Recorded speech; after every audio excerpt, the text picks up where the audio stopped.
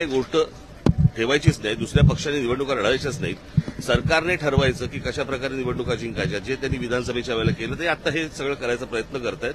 होऊ देणार नाही तो भाग वेगळा. परंतु आता हे मशीन आणलंय, हे मशीन कोणत्याही राजकीय पक्षाला दाखवलेलं नाहीये. बरं, हे मशीन आणल्यावरती त्याचं क्लॅरिफिकेशन, त्याची स्पष्टता ही निवडणूक आयोगाने द्यायची. ते देत नाहीयेत. मागितल्यानंतर, पत्र पाठवल्यानंतर पण ते देत नाहीयेत. आणि आज तर अजूनच वेगळं काहीतरी की बाबा आजपर्यंत ती इंक लावली जायची, बरं का. आता काहीतरी नवीन पेन आणलंय आणि ते पेनमध्ये इतक्या तक्रारी सगळ्या बाजूनी येत आहेत की तुम्ही बाहेर पडल्यावरती त्याला जर सॅनिटायझर लावलं तर ती शाई जाते.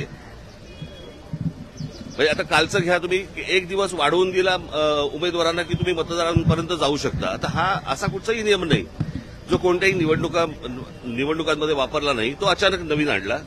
म्हणजे ते परत ते कशासाठी पैसे वाटायला. म्हणजे संपूर्ण प्रशासन हे सत्तेसाठी कामाला लागलेलं आहे. आम्ही आमच्या परीने जे काही करायचंय ते करतोच आहोत, बरं का. परंतु ही काही चांगली लोकशाहीची लक्षणं नाहीत.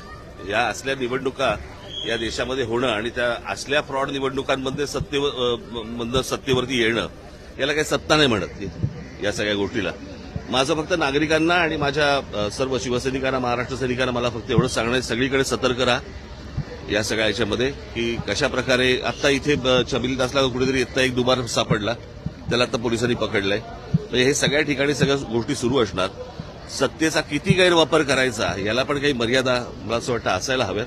परंतु नागरिकांना आणि मला असं वाटतं की तिथल्या माझ्या शिवसैनिकांनी आणि महाराष्ट्र सैनिकांनी याच्यामध्ये सतर्क राहावं.